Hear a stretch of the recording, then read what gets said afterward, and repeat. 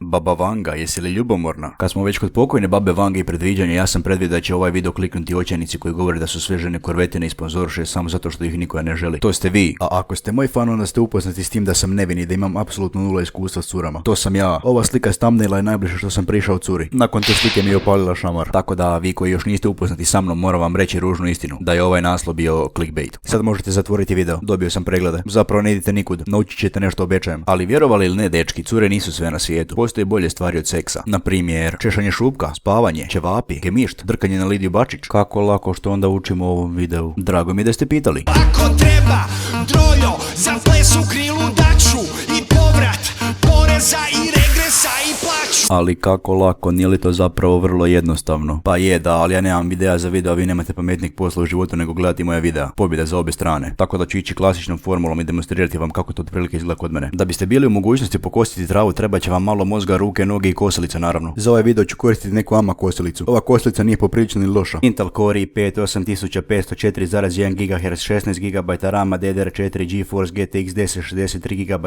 i 1 TB hard disk. Ova kosilica je samohodna, što znači da sadrži ovu tu gej ručku koja je kao napravljena za olakšano košenje. U kratkom prijevodu, ručka dizajnirana za lijene ljude. A pošto ja nisam lijen čovjek, tu ručku neću koristiti. No dosta o kosilici. Prvo što napravim je nađem robu prikladnu za košnju trave. Znači roba od mog pradjeda koji je nosio u Drugom svjetskom ratu. Zatim izađem van. Da, prije nego što izađem van obavezno zatvorim vrata. Jer sudeći po mojoj mami, ako ih ne zatvorim u kuću će ući 16 komaraca, 13 leptira, morski pas i Nina Badrić. U ovom kombiju ne otimam malu djecu, obećajem. Već one preko 18. Kad izađem van zapalim si jednu cigaretu. Zatim slijedi točenje goriva. Što mislite, da li je ovo pravilan način točenja goriva? Pa da, kako lako, ne vidim u čemu je pro. Pa maknite tu cigaretu iz usta, jebao vas Isus nenormalni. Sada sam spreman za košenje. A pošto moram kosit babino dvorište, a ne svoje, moram nadignuti kosilicu. Brm, brm, brm, brm, brm. Došao sam do babe, spuštam kosilicu. Iz prve.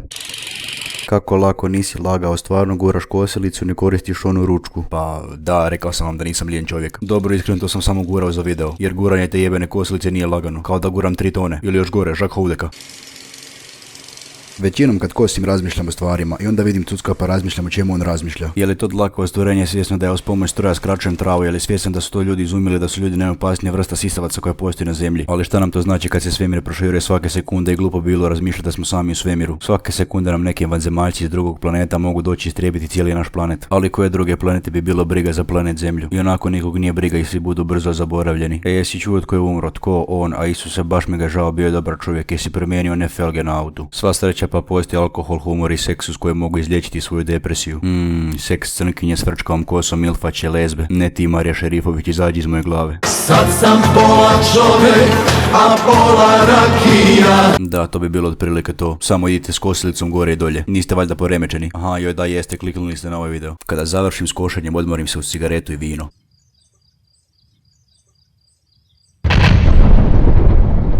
Ovo nije bila prava eksplozija, to sam uredio video.